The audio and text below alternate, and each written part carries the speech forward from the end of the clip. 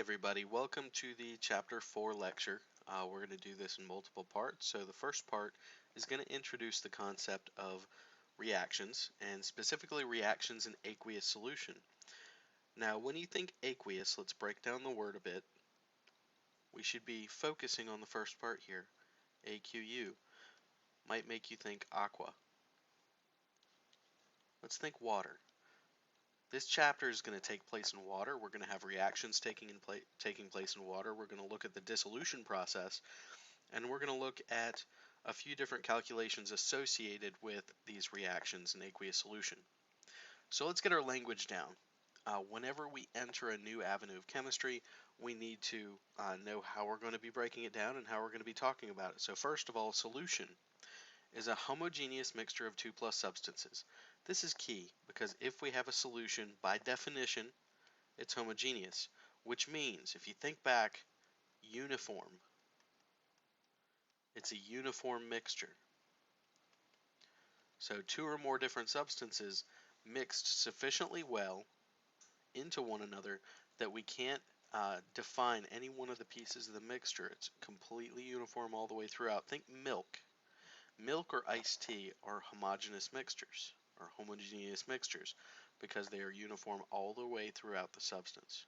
Now, solvent and solute are two key pieces when talking about solutions. Solvent does the dissolving.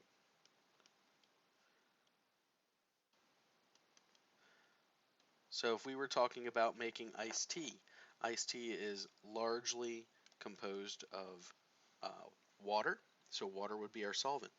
The solute in iced tea would be sugar and the particles coming out of the tea bag. So the solute is what is being dissolved.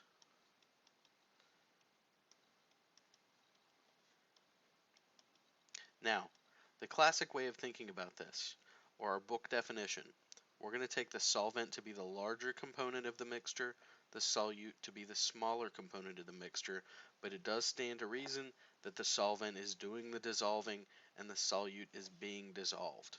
It's another way to think about it. Now, we have a substance called electrolytes. When we get into aqueous chemistry, electrolytes are substances that when they dissolve in water, they're going to enable that solution to conduct electricity.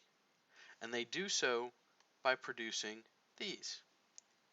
They produce ions.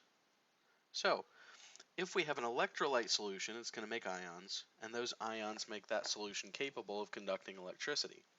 If we have a non-electrolyte will dissolve in water if it's soluble, but it'll produce a non-conductive solution, meaning non-electrolytes are solutes that when dissolved will not give water the ability to conduct electricity. Now if we have a soluble salt, and thinking back to soluble from our lab discussions, soluble means will dissolve. And remember, the entire chapter we're talking about water, so we're saying all soluble salts, or all water-soluble salts to be more specific, are electrolytes because they will break into ions, and those ions will make that solution capable of conducting electricity. Now, most molecular compounds are non-electrolytes. How do we identify molecular compounds? Compounds like CO2, made of carbon, made of oxygen, both are nonmetals. Now, we have a molecular compound if we have a compound that's made up of just nonmetals. So most compounds, and this is something that you can bank off of most of the time, are non-electrolytes. So let's think sugar water versus salt water. Sugar water is composed of aqueous C6H12O6, the AQ designating that it's dissolved in water. This is composed of carbon, hydrogen, and oxygen, all nonmetals. This is a molecular compound, and we did bank on the fact that most molecular compounds are non-electrolytes. So sugar water is a solution which will not conduct electricity. But if we look at salt water, table salt is NaCl with a little AQ for aqueous, meaning it's dissolved in water. And if NaCl dissolves, it's going to break up into its ions. We could definitely say that table salt is soluble. So it's going to be an electrolyte, but the question as to why is it's going to break up into Na plus aqueous plus Cl minus aqueous. It produces ions in the process of dissolving, so salt water acts as an electrolyte. Now, if I were to say the word electrolyte before you came to chemistry class, this word might come to mind. We're kind of trained commercially to associate certain words with certain products. Electrolytes, you might think Gatorade, and Gators, you might think the Florida Gators. There is a tie there.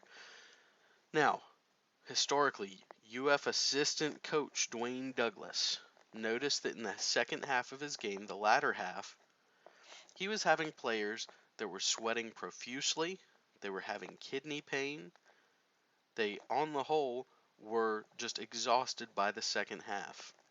They were filling them full of water. They were trying to rehydrate them, but the water wasn't the key. The key was electrolytes. That's what was missing. So the Florida Gators termed their drink Gatorade. It was initially a mix of sodium and potassium salts. They threw in some sugar for flavor and a little bit of energy, and they threw in the water for hydration.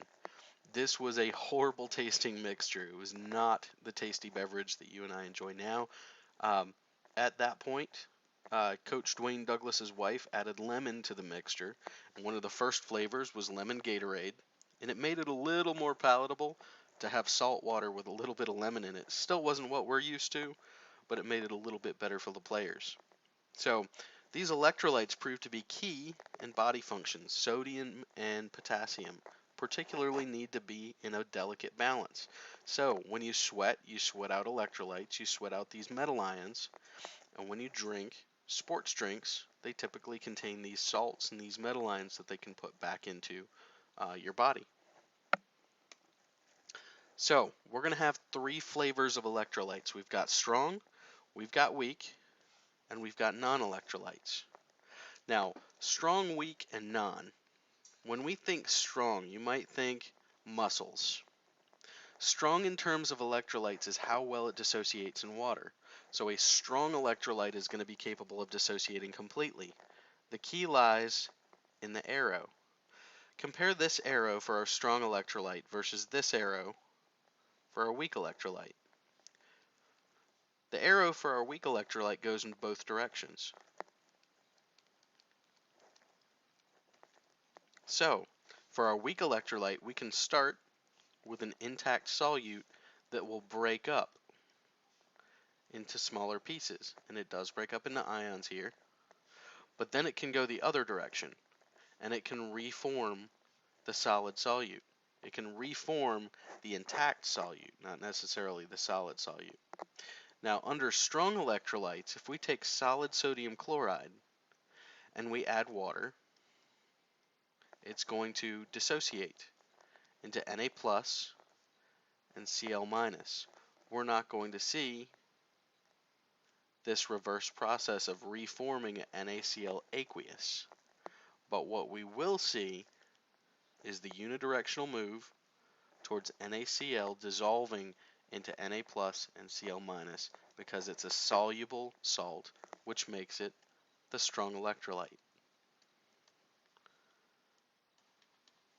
The weak electrolyte because it can break apart and reform. And a non-electrolyte doesn't dissociate at all.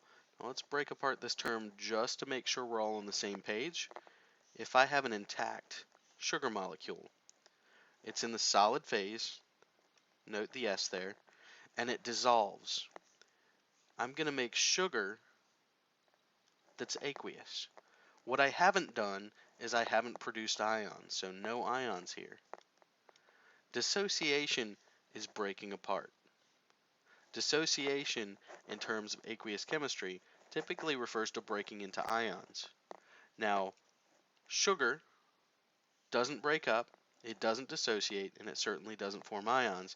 It's a molecular compound. We said most molecular compounds were non-electrolytes. So, key to be able to distinguish ionic from molecular, all nonmetals making it up, most of the time is going to be non-electrolyte. Alright, let's take another look at this double-sided arrow. The double-sided arrow we saw with weak electrolytes, meaning we could have an intact solute that would break into its constituent ions, but then could reform the intact solute. So that defines a weak electrolyte, something that doesn't dissociate 100%, where strong is dissociated 100%.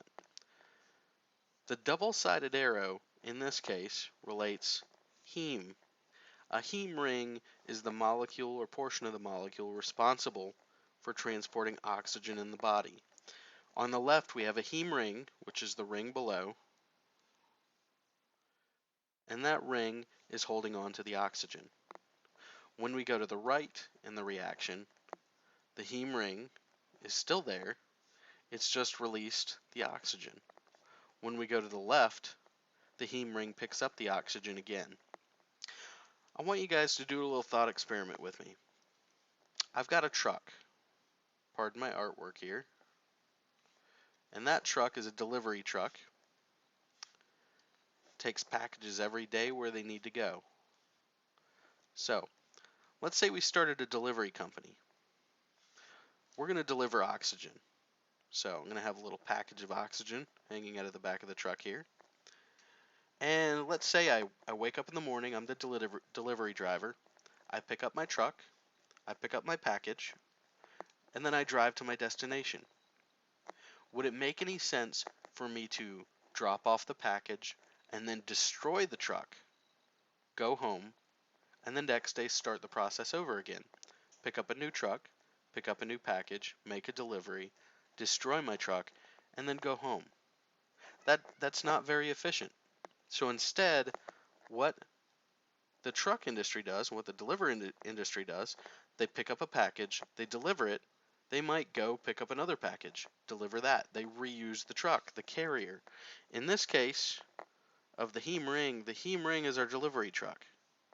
The package is oxygen. It's being delivered and dropped off on the right-hand side of the reaction. Then we go back to the left. We pick up another oxygen. Then we go back to the right and we drop it off again. The delivery truck is reused over and over and over again. This double-sided arrow implies that the reaction can go in either direction. A model of efficiency there. Now, few general rules. These are so you can base your assumptions on whether a solution is going to conduct electricity or not.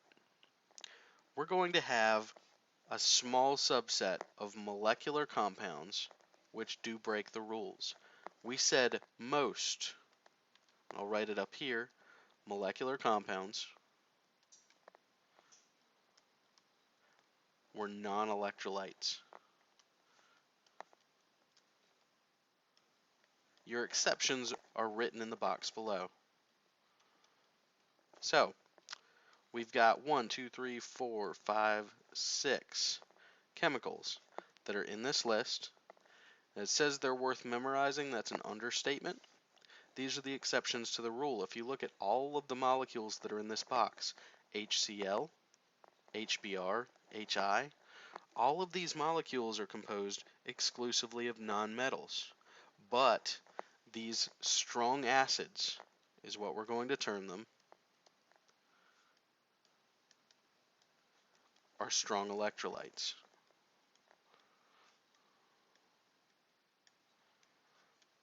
So they do break our rule on most molecular compounds being non-electrolytes.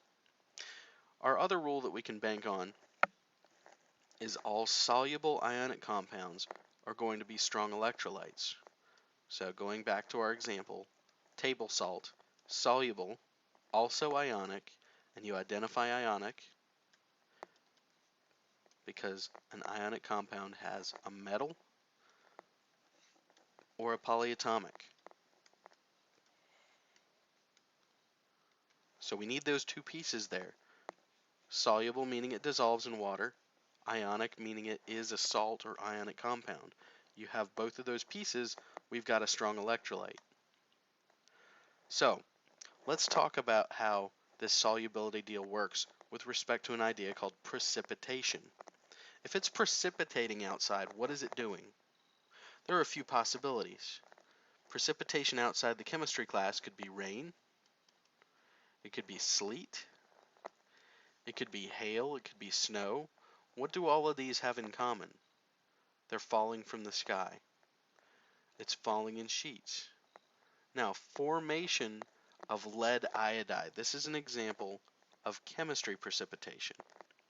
Chemistry precipitation involves two aqueous solutions, and we'll define it up here, making a solid product.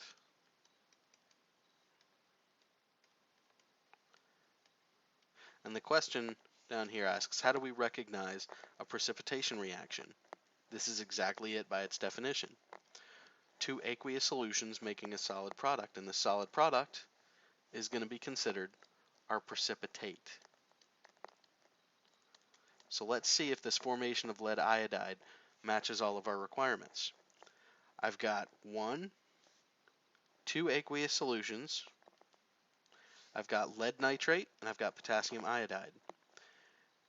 And in the course of their reaction, they make a solid and they make an aqueous compound. They make lead iodide, which is a solid. Two aqueous make a solid. This registers as a precipitation reaction. And our precipitate is identified by spotting the little solid subscript. So PbI2 is going to be my precipitate. Now, I've included alongside this video a few YouTube videos, one of which is showing a precipitation reaction, so you can see why they call it precipitation. It almost looks like the solid product is raining within the two aqueous mixtures. Now, some salts dissolve, others don't. Some just stay in the solid phase and refuse to dissolve in water. We're going to have three key interactions that are going to decide whether or not a salt is going to dissolve in water. Now, if salt dissolves in water, we'd have a solution. So let's think of two sides to this. Our solution is going to be on the right here. So if we dissolve a salt in a solution, we should have a uniform mixture. So all my salt ions are uniformly placed. And then I'll have water molecules all the way through also. So there's my uniform mixture. But what did I have to start with? I had to start with solvent, which we're going to represent by the larger, darker spheres, and the solute, which we're going to represent by these tiny dots. So before mixing, I had solute, and the solute particles were relatively close together.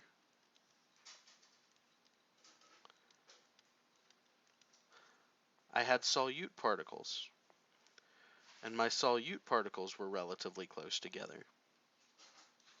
So the three steps that are going to define this process: one, I have to break the interactions between the solute. Step two would be to take our solvent and separate the interactions between our solvents. By separating our interactions, I mean we need to make space between them. If we're going to mix one substance with the other, I need to make room for them to mix. So in steps 1 and 2, I'm breaking the interactions between the solvent and breaking the interactions between the solute. Now, breaking costs energy. Now, if I go over to step 3, I'm making interactions. And when I make interactions, hopefully I'll gain some of that energy back. So we compare the breaking costs, or the costs of preparing the solute and the solvent for mixing, with the actual mixing step where I form interactions between my solute and my solvent. Depending on how those work out, this works out to a cost-benefit analysis. If it's energetically favorable and I gain more than what it cost me to break the interactions, salt will dissolve on its own. But if the cost of breaking interactions between the solute particles and breaking interactions between the solvent molecules are going to cost compared to the energy that I'm going to gain back, it's not going to dissolve. So step 3, if it outweighs steps 1 and 2, we will have a soluble salt on the whole. Now, getting a physical picture of what this actually looks like. Do you recall the name for this structure here? It's an ionic solid. I've got a crystal lattice. Now, each ion, I've got anions and I've got cations. The green anions represent the negatively charged particles. The small lighter spheres represent the cations, the positively charged ions. And one by one, as we remove ions from this crystal lattice, let's say we remove a positively charged ion. We're going to surround that by a cage of water molecules. Recall water has a sidedness to it. It has a polarity. So in water, I've got a negative side and I've got a positive side. If I have a positive ion that I've just released from my crystal lattice, all the negative sides of the water molecules are going to be facing it. So the oxygen sides, being the more negative side of the water, are going to face it. So we form a cage around this ion that just broke off of the crystal lattice. Now if we look at a negative ion, one of the larger darker green spheres, should we form one, we'll instead form an interaction with the positive side of the water molecule, which is on the hydrogen-bearing side of the water molecule. So the cage would flip directions, and I would have H's facing inward toward that anion. This is a process called solvation, or the process of bringing these ions into solution and forming the cage of molecules around them. Now, we said that to have a strong electrolyte, you had to have a soluble salt, and that soluble salt was an ionic compound. So how do we decide if something's going to be soluble? Well, we're going to have a solubility chart that guides us on soluble compounds. We're also going to have one that guides us on insoluble compounds. And we identify the salt by the pieces that it contains. You will have this on the exam. You will have what you need of this on the final. Now, let's break it down piece by piece. If I have NaCl, sodium chloride, this is an ionic compound, and it contains sodium. Sodium on the periodic table is found on the far left. It's found in group 1. And group 1 salts are soluble. Now, on the chart labeled soluble compounds, if it says all group 1 or 2 salts, it means all group 1 or 2 salts are soluble. So, this chart is predicting that sodium chloride or table salt is soluble in water. This chart is correct. Let's look at the other piece, chloride. If we go down to chlorides, it's the third bullet down, and it says chlorides, bromides, iodide-containing salts are all soluble, except these exceptions that are in the box apply to just the bullet point above it. So if we paired silver, Ag, with chloride and made silver chloride, it would be insoluble. It's an exception. So we're saying all chlorides, bromides, and iodides are going to be soluble unless one of these exceptions are present with it. But we have got a chloride salt, and that chloride salt doesn't contain any of the exceptions because Na is not on the list. So we would consider NaCl to be a soluble salt. Regardless of where you start in the formula, these two different charts, both the soluble and the insoluble compounds charts should not disagree with one another. Let's try another one. Let's do calcium, Ca, and we'll pair it with sulfate. All right, now we've got a little bit of problem here that we've got to resolve. Calcium is in the second column of the periodic table. It says all group 1 or 2 salts. Calcium is a group 2 salt. And now, because it's a group 2 salt, it says it's soluble. Now, this is going to be one of the cases where we are going to have a bit of a discrepancy, because if we look up sulfate, sulfate salts are all soluble except when paired with one of these exceptions. Calcium is an exception. So, conflicting information, go with the fact that it is insoluble. The calcium would state it's soluble, the sulfate would state it's insoluble. Bank on the fact that it is going to be an insoluble salt because of the presence of that sulfate. Now, I'm going to give you one, and take a moment, pause the video, and predict whether or not this is going to be a soluble salt. I'll give you two of them. Let's do lithium nitrate, and let's do silver iodide. So pause the video, look at both of these two salts, label them 1 and 2, decide whether they're soluble or not, and we'll be back in just a moment.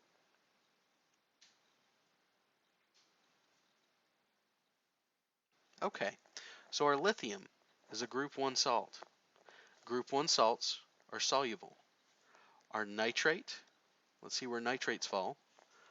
All nitrates, acetates, and chlorate salts are soluble, and there's no exceptions down here. So both of the components of the salt indicate that lithium nitrate is going to be a soluble salt. So it will dissolve when placed in water. Our second salt, silver iodide. We don't have a column just for silver, just for Ag. So instead I'm going to start with I, the iodide. Chlorides, bromides, and iodides are soluble except when paired with the exceptions below. Silver is one of those exceptions. So where I would normally make it soluble, because it's paired with an Ag, that makes this insoluble, which means it's not going to dissolve in aqueous solution. Here's our list of insoluble compounds, just to be a complement to our last list. You would read these as carbonate and phosphate containing salts are insoluble except, and it gives you a list of exceptions where on the insoluble list, exceptions make it soluble. Let's do two examples from this column here. Let's say I have Na2, CO3, and NaOH. Our first example here, I've got CO3, and CO3 is a carbonate. It says carbonates and phosphate containing salts are insoluble, but we have exceptions, except when paired with a group 1 or except when we have ammonium sulfate. Now, and actually that should just say ammonium there, not ammonium sulfate. So let's modify the note there. Okay, so in sodium carbonate, our example 1 down here, I've got a group 1. So this is one of our exceptions. So whereas the carbonate normally makes it insoluble, since I've got a sodium present, I've got a group 1 metal ion present, the far left column on the table, this would be considered soluble because it's an exception. Let's look at sodium hydroxide. Ionic compounds containing the hydroxide ion, this is rule number 2. Containing hydroxide are going to be insoluble except when it contains group 1 or barium.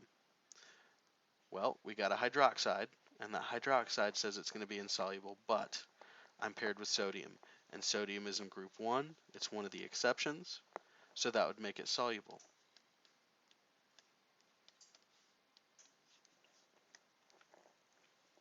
All right, so we've got three ways to represent these precipitation reactions, three ways to represent these reactions that are happening in water or aqueous chemistry. We've got molecular equations, ionic equations, net ionic equations.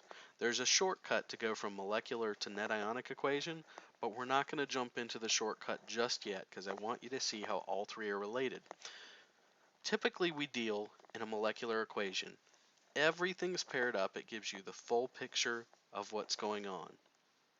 Every detail. I've got lead acetate to start out with, and it's aqueous, which means it's dissolved in water. I'm adding to that calcium chloride, which is also aqueous, and I'm going to make PbCl2, which is in the solid phase. So if we asked ourselves which one of these is not like the other, I've got aqueous, aqueous, solid, and aqueous. PbCl2 being my odd man out is going to be my precipitate because I've got two aqueous solutions coming together and making a solid. So our precipitation reaction is taking place and I form my precipitate in the product side. And finally, I'm also making calcium acetate, which is aqueous. Now, a question. If I have an aqueous salt, does that mean it's soluble? Yes. Aqueous means dissolved in water. So all four of the chemical compounds that are shown above, the lead acetate, the calcium chloride, they are ionic compounds. Three of them are aqueous, which means they're dissolved in water. If I have a soluble ionic compound, that makes it a strong electrolyte, so they're going to break apart completely. So if I started out with lead acetate that's aqueous, I could show it as a single lead with a 2+ charge and two acetates. I've got two acetates in my ionic equation because I started out with two in my molecular equation. I'm just showing the ionic formula completely broken up into its ion substituents. That's what the ionic equation does. A molecular equation, when broken into its constituent ions, is going to show you the ionic equation. This is how things are really happening in solution. CaCl2, calcium chloride, is going to break up into a single calcium and two chloride ions. Now again, if we play which one of these is not like the other, we'd see that PbCl2 is not dissociating into separate ions. It's remaining solid. Since it's a solid, it doesn't dissociate. It's the only piece, being the precipitate, that's not going to split into its constituent ions. Now if we keep going, calcium acetate is aqueous. So in my ionic equation, I'm going to split into two acetates and a single calcium ion, with the only solid in the entire mix being the PbCl2 that did not dissociate because it's the precipitate. Alright, net ionic equations. If you think of your gross pay versus your net pay, which one is going to be smaller? Your net pay. If you have a paycheck, the net pay is what you're going to get after they take out the taxes and the insurance and everything else. So, if you look at the ionic equation, Pb2+, how many places does that occur? Just one place. But if I look at acetates, I've got two acetates on the left, I've got two acetates on the right. If they show up in both places, I can cross them out. That means they were spectators. Spectators are present on both sides, and they are unaltered. They're the same on both sides.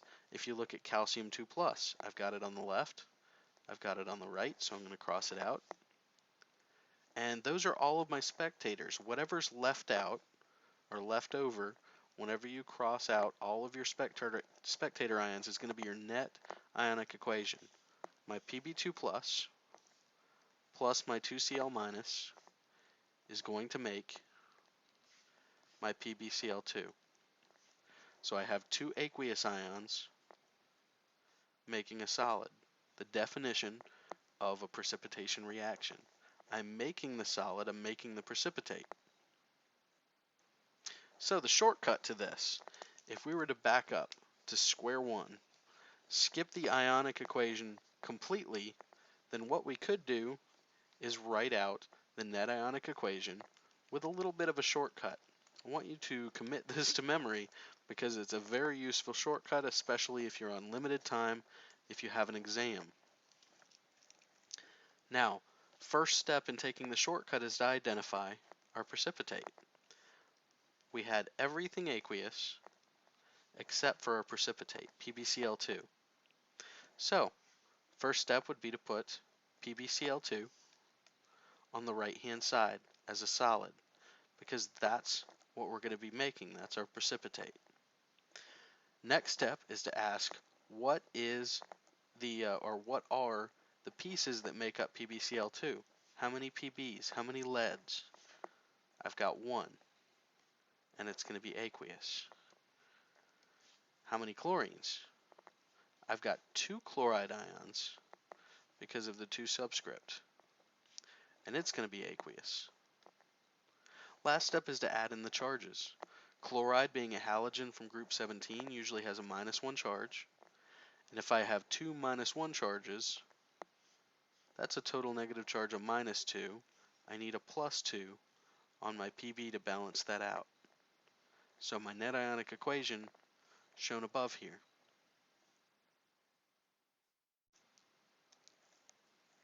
Alright, now precipitation reactions, we want to be able to predict whether or not they're going to happen. So I want to look at 2 chemicals, and if we mix them, what are they going to do, and are they going to form a precipitate? Those are active questions for this slide. So if we have strontium nitrate, it says they both start out aqueous, so strontium nitrate, aqueous, plus lithium sulfate, aqueous. Now, we're going to undergo a double replacement reaction, so we're going to trade partners. The strontium starts out with NO3, the lithium starts out with sulfate, but we're going to switch them. The lithium is going to end up with the nitrate, and the strontium is going to end up with the sulfate. Now we've done the switch. That's step number 1. We've got our products predicted, but what we can't do is fill in phases because we're not sure if these new salts are going to be soluble or not. So we should go to the solubility tables. We need to look up lithium nitrate and strontium sulfate. So let's flip back to our solubility tables. We need to look up lithium nitrate and strontium sulfate. So let's jot down those 2 formulas.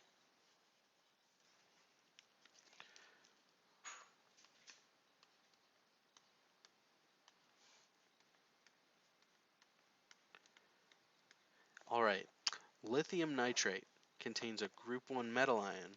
Group 1 metals are all soluble when present in an ionic compound. Nitrates are also all soluble, no exceptions on either one of these.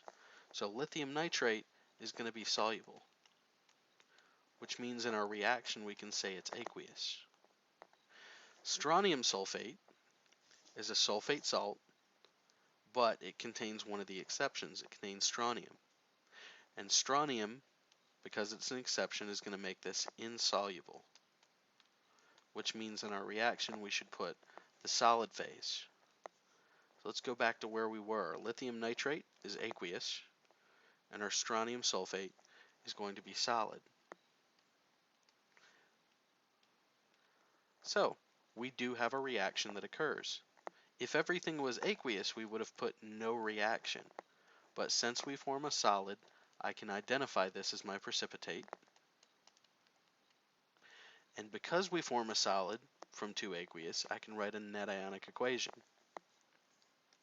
We said the shortcut for the net ionic was to write the identity of the precipitate on the right-hand side, so we're forming the solid, and then the components that make up the precipitate go on the left-hand side. So I'm going to have Sr aqueous plus sulfate aqueous. Now, just from memory, the polyatomic ion charges should be memorized. So sulfate is a 2 minus, and strontium is in group 2 of the periodic table. So we'd see strontium over here. So that has a +2 charge on it. And there is our net ionic equation for the first reaction. So let's tackle the second reaction. KNO3 plus BaCl2. Got aqueous for both, given here because it says aqueous solutions of both salts. And I'm going to do the switcheroo. I'm going to do the double replacement reaction. So we're going to trade places between the Ba and the NO3. So I'm going to make KCl. Notice I'm not worried about balancing the reaction at this point. Not necessary if we're just shooting to find the net ionic equation. So we're making KCl and we're making BaNO3.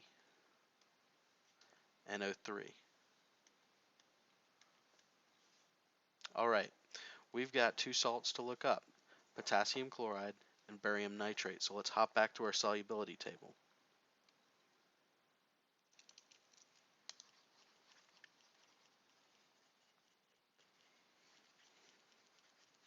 Let's erase a bit here.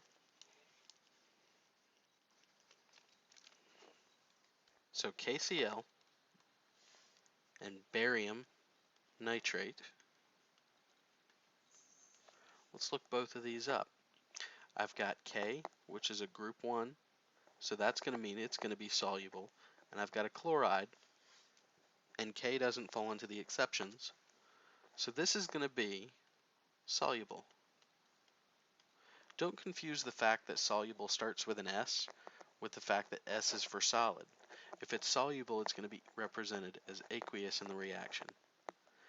Barium nitrate, I've got a nitrate salt, and if you look up at nitrates, all nitrates are soluble and there's no exceptions. So barium nitrate is also going to be soluble. So we'll represent it as aqueous. Now a good exercise after we write an aqueous on both of these is to recognize that no solid is formed. So we'd write no reaction. It's impossible to write a net ionic equation for this second example because we're not forming a solid. Because everything is aqueous, I would challenge you to first balance the reaction and then split it into its ions, write out its ionic equation. After doing so, you're going to see the reaction is the same on both sides. So if we crossed out all the spectators, everything's a spectator, nothing would be left. That's why we're saying no reaction is really occurring here, because no solid is being formed in the process. Now, aqueous neutralization reactions are where we're going next. So this is where we jump into acids and bases. Now when we talk neutralization reactions, we're talking about acids and bases. This may be something that we use in our common language, something being a little bit acidic. Maybe we talk about flavors that way. Now, acids and bases are things that we come across on a daily basis. Acetic acid. If you have a 5% solution of acetic acid, you've got table vinegar. The tarty flavor that you have in salt and vinegar chips and that acrid smell that comes out of the bag is acetic acid that you're experiencing. If you see ascorbic acid on the side of a high C box, you're looking at vitamin C. Gastric juice that breaks down the foods that you eat has a very, very strong acidity to it, and it's HCl. This being one of the strong acids, one of the acids that dissociates completely. It's going to tie into our idea of electrolytes later on. Bases like sodium hydroxide, if you've ever used oven cleaner or if you've ever used Drano, they do recommend using gloves. It's because if you get this material on your fingers, it's a little caustic. It's also a little slippery. The slippery feel is one of the key ways to identify a base as opposed to an acid. Bases like ammonia, having that volatile property to it, if you use Windex, you get almost a sharp, pungent smell that hits your nose. That sharp smell that almost makes you recoil is the volatile ammonia. Volatile meaning it goes into the gas phase easily. Now, this is just a public service reminder. Strong acids and bases. You do need to know your list of strong acids and strong bases. This serves a dual purpose. Not only are we going to be able to interpret neutralization reactions better because they deal in acids and bases, but when we talk electrolytes, strong acids and bases are strong electrolytes.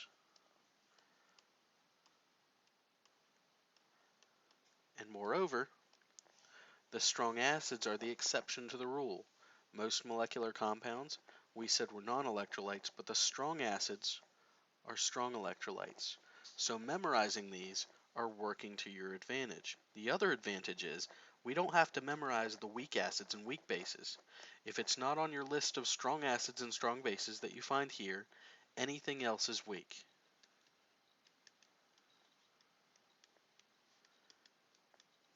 In terms of acids or bases. Now, we're going to have one definition to kick things off. This is just going to be kind of a broad introduction to acids and bases, just because we're going to dig in deeper a lot later. Now, Arrhenius acids are going to be defined by what they produce. They increase the concentration of H plus or H3O plus when they ionize in water. Another way of saying this is when they dissociate or when they break up, they produce H plus or they produce H3O plus. Thinking back, we just talked about this acid. It's the key component in gastric juice, hydrochloric acid. This is one of the simple acids that we learned to name back in a previous chapter. Hydrochloric acid in the presence of water is going to dissociate. It's going to give up its H plus. When it gives up its H plus, it becomes Cl minus. Water picks up the extra H plus, making it H3O plus. The additional H and the positive charge are brought about by it picking up an H plus. Because HCl made that H plus, or because it donated it, HCl is considered an Arrhenius acid. Sodium hydroxide, we mentioned, was one of the components in Drano. When it dissociates, you can treat it more like an ionic compound. We've got the cation, which is the positive piece. We've got the anion, which is the negative piece. When they dissociate, they break up into anion and into cation, and they're aqueous because they're dissolved in water. The presence of hydroxide that it breaks into is what makes an AOH a base, because it produces OH minus. Now, we're going to have a few ways to categorize our acids. We'll have monoprotic acids, we can have diprotic acids, and we can have polyprotic acids. Mono meaning one, poly meaning many. Now, H2SO4. If we have an acid, it tends to give away H pluses. And the way acids are arranged in their formulas, the H's come at the beginning that are considered to be acidic. These are the protons it's going to tend to give away. So we could call this a diprotic acid, or technically a polyprotic acid because it does contain more than one. H3 we can designate a polyprotic acid. More than one proton that it's capable of giving away. Now our monoprotic acids back here only have one proton in each case that they're capable of giving away, but they all behave the same way. Let's say we're dealing with HNO3. I've just put the polyatomic ion in parentheses just to emphasize that it stays as a whole unit. When HNO3 dissociates, it's a strong acid, so it dissociates completely, so I'm going to put a single-sided arrow here.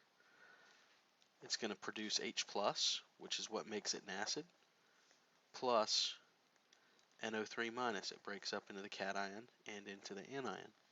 Both of these are going to be aqueous when they dissolve because it releases one proton, because it had one proton or one H+ to start with. That makes it the monoprotic acid. Now, amphiprotic, just focusing on the top half of the screen here. What is that related to when you think back to maybe biology class? Amphib might make you think of amphibian. Got a little smiling frog here. Amphibians live on land and water. They're capable of both. Amphiprotic means that a compound can act as a base. It can also act as an acid. Water is the most well-known amphiprotic substance. If water gains an H+, water is going to become H3O+. If water loses a proton or loses an H+, it's going to become OH-. It can go in either direction. Water can act as an acid or a base because it can give away or it can accept a proton. Now, when we get to our neutralization, neutralization is going to follow a pattern. We went through the beginning here so we could recognize what are acids and what are bases, because in neutralization, we're going to have an acid plus a base making a salt plus water. This is always going to happen. This is the cookie cutter format that you'll see for these neutralization reactions. So, one example, lithium hydroxide, LiOH. We'll call it aqueous, reacting in aqueous water-based solution. We've got HBr, hydrobromic acid. Again, aqueous. It's going to react to form, once we do our neutralization reaction, a salt and water. So let's go ahead and write our water. It's going to be a liquid. You wouldn't put aqueous in for water because you can't have water dissolved in water, so instead I'm just listing it as a liquid. Plus a salt. Let's think about where the water came from. The water came from the H being donated from the acid and the OH being given away from the base, being dissociated and forming the water. We had two H's and an O. Now what's left over, we've got the lithium and the Br. So I'm going to make lithium bromide, and that's going to be aqueous also. So our base was lithium hydroxide, our acid was HBr, and I made a salt, lithium bromide, plus water. That's what makes this a neutralization reaction. Our second reaction involves potassium hydroxide, so KOH, plus nitric acid, HNO3, aqueous, and the formula that never changes on the right hand side of a neutralization reaction is H2O. We're guaranteed to make water. So if my H and my OH are spoken for in making the water, what's left over is my K and my NO3. So I'm going to make KNO3. And it is going to be an aqueous mixture that I make there.